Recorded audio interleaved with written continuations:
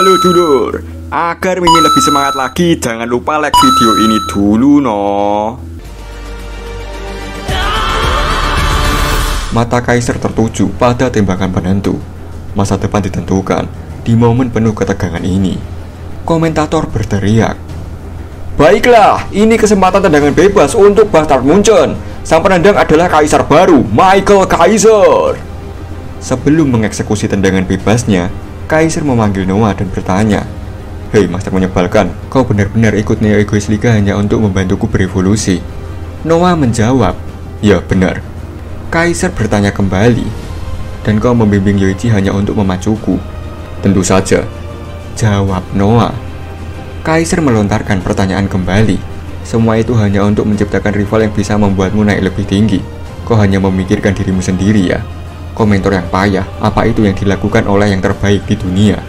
Noah menjawab, "Yang terbaik di dunia? Itu hanya gelar yang disematkan orang lain padaku." "Oh," celetuk Kaiser.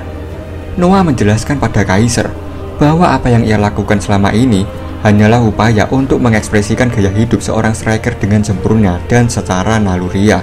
Menurutnya, menjadi yang terbaik di dunia hanyalah hasil dari proses tersebut. Namun, sekarang ancaman terbesarnya adalah Loki. Di masa depan, setelah ia menyelesaikan urusannya dengan Loki, ia menantang Kaiser untuk datang dan mencoba melampauinya. Noah menginginkan lawan yang bahkan lebih kuat untuk dihadapinya. Kaiser yang mendengar pernyataan Noah sangat terkejut bukan main, sembari berkata dalam hati, "Apa-apaan dengan orang ini? Dia benar-benar kecanduan sepak bola sampai ke tulang sumsum. Dia seperti pahlawan dalam komik, tapi mungkin inilah sumber dari bakat Noel Noah." Terlihat Isaki melirik Kaiser yang akan mengambil tendangan bebas. Isaki berusaha keras membaca pergerakan Kaiser dalam hatinya, menyadari bahwa jika ia ingin mencetak gol sendiri, ia harus bertindak cepat, baik dengan menendang bola yang diblok atau memotong arah bola untuk mencuri gol. Untuk itu, Isaki harus bisa menebak kemana Kaiser akan menendang, apakah ke pojok kanan atau kiri. Mengingat tendangan putaran balik yang dilakukan Kaiser sebelumnya, besar kemungkinan bola akan mengarah ke pojok kiri.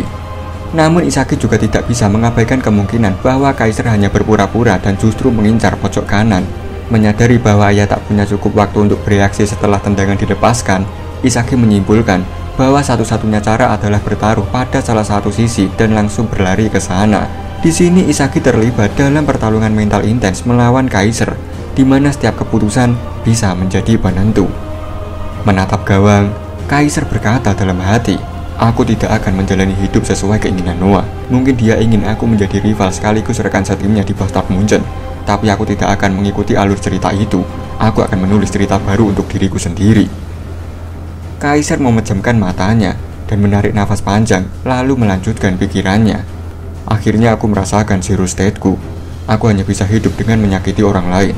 Aku adalah sampah yang terikat dan ingin dicintai.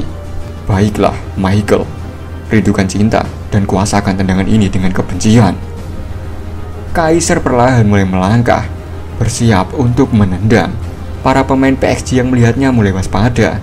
Isaki yang melihat pergerakan Kaiser mulai menebak-nebak, kanan atau kiri, apa yang kau pilih? Kaiser menancapkan kaki kirinya kuat-kuat, bersiap melepaskan Kaiser Impact sambil berkata dalam hati, "Apa yang kuinginkan sudah berada satu langkah di depan kalian semua. Aku sudah menantang yang mustahil."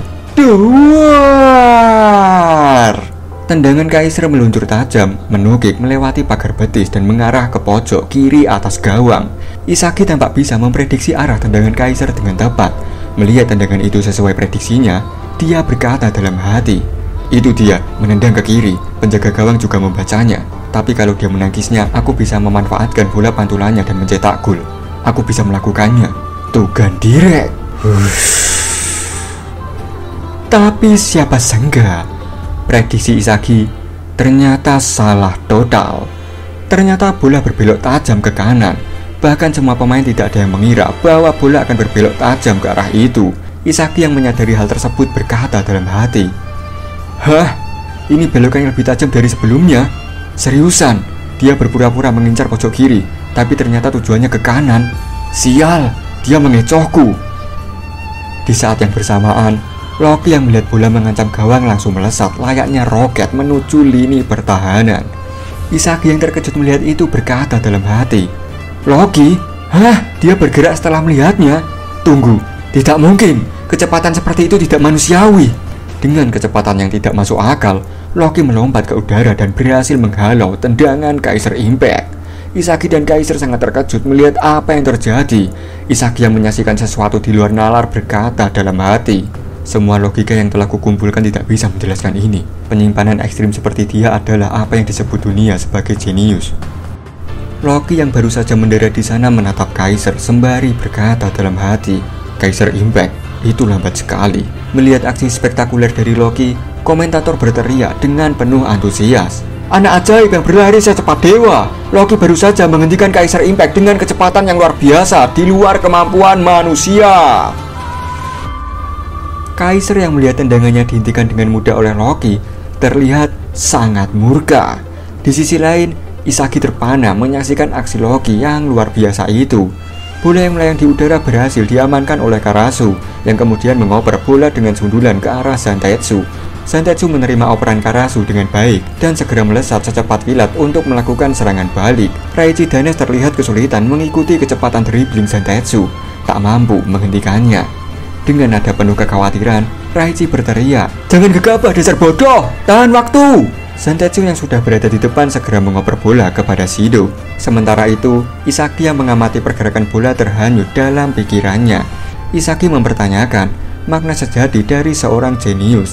Selama ini, ia cenderung menganggap siapapun dengan kemampuan luar biasa sebagai jenius. Namun setelah menyaksikan kecepatan luar biasa Loki, ia mulai merasa sebutan itu tidak cukup untuk menggambarkan tingkat mereka. Isagi mulai merenung bahwa untuk dapat bersaing, ia harus memahami konsep jenius lebih dalam. Ia bertanya-tanya, apakah jenius adalah seseorang yang mampu melampaui semua logika dengan gaya bermain yang tidak terduga? Jika demikian, maka Rin dan Noah termasuk di level tersebut. Pertanyaan itu akhirnya membawanya pada refleksi diri, mempertanyakan siapa dirinya sebenarnya dalam dunia yang dipenuhi oleh para jenius ini. Saat berlari di samping Noah, Isagi bertanya dengan penuh rasa putus asa, Master Noah, apa yang harus aku lakukan? Apa yang bisa kulakukan dalam situasi ini? Noah melirik ke arah Isagi sejenak, lalu menjawab dengan tegas, berikan padaku teori kemenangan. Bukankah aku sudah mengatakan sebelumnya, Yoichi Isagi? Aku hanya tertarik pada mereka yang berusaha mengalahkanku. Saat ini, aku tidak merasakan apapun darimu. Mendengar pernyataan Noah, Isagi mulai merenung dalam hatinya. Begitu ya, para jenius. Mereka bukan makhluk yang logis. Mereka memikat orang dengan cara hidup mereka sendiri dan secara alami menjadi pusat dari dunia sepak bola. Itulah yang dimaksud dengan jenius.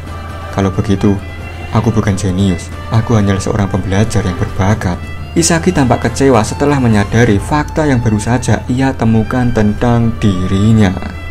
Di lapangan, bola kini berada di kaki Charles yang mendribel melewati Raichi sambil berkata dengan penuh percaya diri, saatnya untuk ronde lain para striker. Charles lalu memberikan umpan terobosan pada Shido.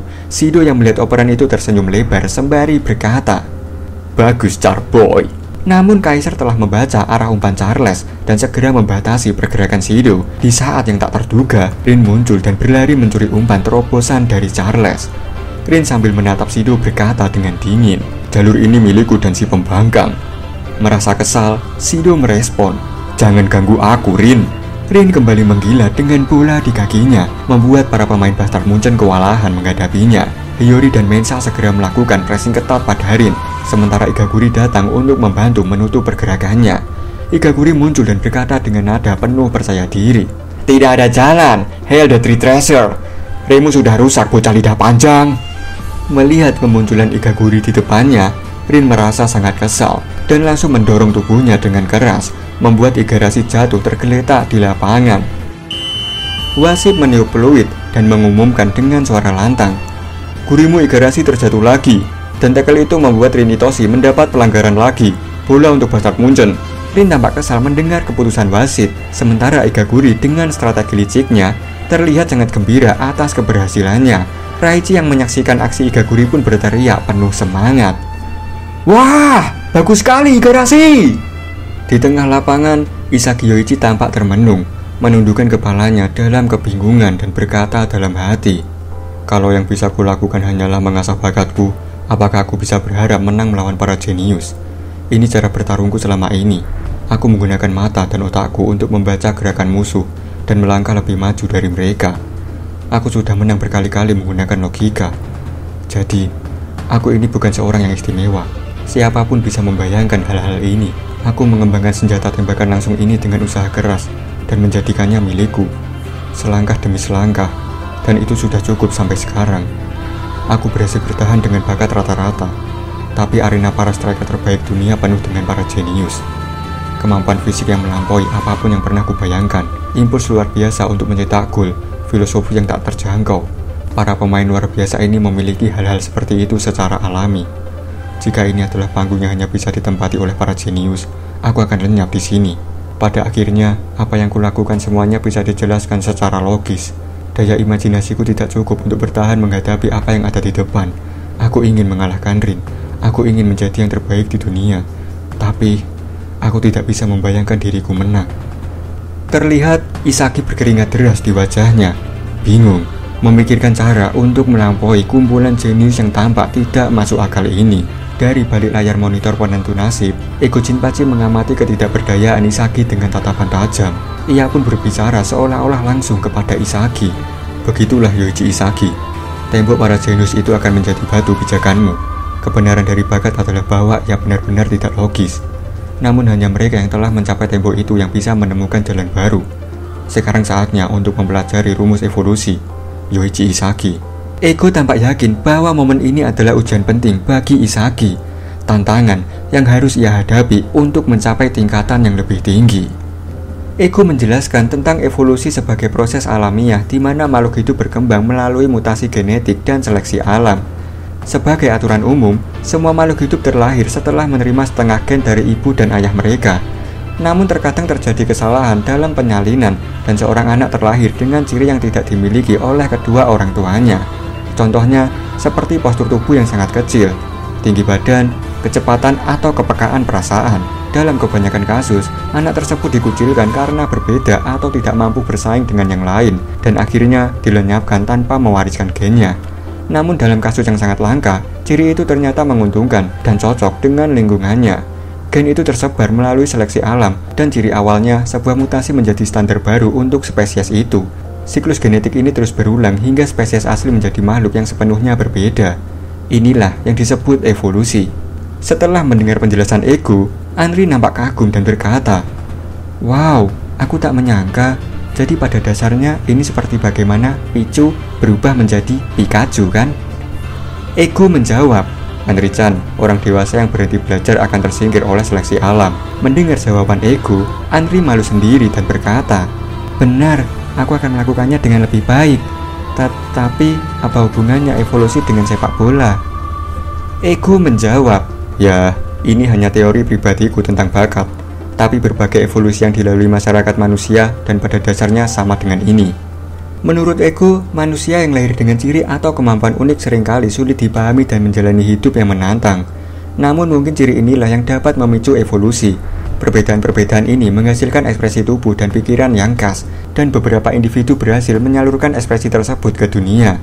Di antara mereka, ada yang membawa inovasi revolusioner yang sesuai dengan kebutuhan zaman, dan inilah yang dapat mengubah standar masyarakat. Ego menyebut orang-orang dengan potensi luar biasa ini sebagai jenius, tetapi menurutnya, perubahan tidak terjadi dari mereka sendiri. Inovasi ini memerlukan orang yang dapat mengenali dan menyalurkan bakat tersebut, meningkatkan penerimaannya, dan menyebarkannya hingga menjadi standar baru. Orang yang mampu melakukannya disebut pembelajar berbakat. Setelah mendengar penjelasan Ego, Anri berkata, "Aku mengerti, mutasi bakat yang dimiliki jenius akhirnya menjadi umum. Itu sama dengan evolusi genetik yang kau jelaskan tadi." Ego menjawab, "Benar, aku pikir begitulah cara budaya manusia terus berevolusi. Hal yang sama berlaku untuk sepak bola." Menurut Ego, pemain-pemain jenius dengan kemampuan fisik yang luar biasa dan gaya permainan unik menjadi titik perubahan atau singularitas dalam olahraga ini.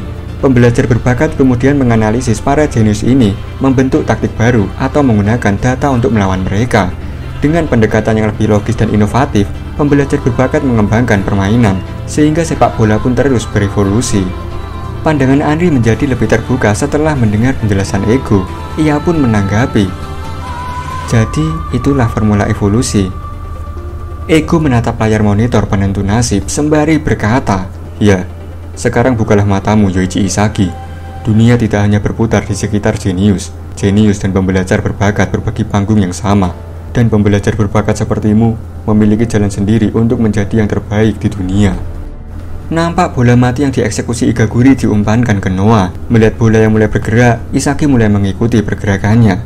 Melihat pergerakan para jenius di sekitarnya, Isagi mengamati mereka sembari berkata dalam hati, "Tidak mungkin aku bisa mengalahkan seorang jenius. Permainan yang luar biasa dari para jenius itu tidak mungkin bagiku untuk meniru secara langsung, bahkan membayangkannya pun susah." Isagi yang sedang dalam kebuntuan tiba-tiba menyadari sesuatu sembari berkata dalam hati, "Tunggu, sebenarnya aku rasa aku selalu bertarung sebagai seorang pembelajar berbakat. Itu, dan momen itu, dan senjata itu, aku menganalisis bakat seseorang, menirunya, dan membuat penyesuaian sendiri berdasarkan prediksi.